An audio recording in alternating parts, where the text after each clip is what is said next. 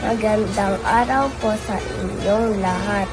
Ngayong araw po, ipakikilala namin sa inyo ang isang tanyag na sayaw sa Pilipinas na tinatawag na Pandango sa Ilaw. Ang sayaw na ito ay nagmula sa Mindoro. Ang salitang pandango ay nagmula sa Espanyol na fandango na ibig sabihin ay sayaw. Kaya itong tinatawag na ilaw dahil ang mananayaw ay may dalang ilaw o lampara sa kanilang ulo at kamay habang sumasayaw. Karaniwang suot ng babae ay barot saya na makukulay at magaganda. Ang mga lalaki naman ay barong Tagalog o kamisa de chino.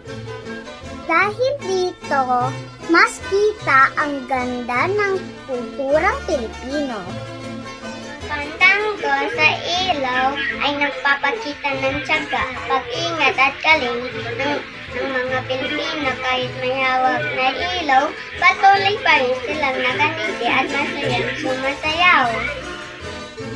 Ang aral na makukuha natin dito ay dapat tayong maging maingat at matiyaga sa lahat ng ating ginagawa tulad ng mananayaw.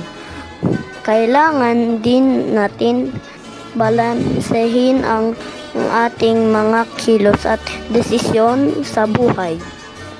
Ngayon, makikita pa rin ang pandango sa ilaw sa mga pistahan at pagdiriwang sa itong paalala na dapat nating mahalin at pagmalaki ang ating kultura. Taan po namin kayong manood sa aming maikling presentasyon kasama sila Puling, Claudia, Sydney, Margo, Gabriel, Isaiah at ako po si Ren. Sana po masayahan po kayo sa aming presentasyon.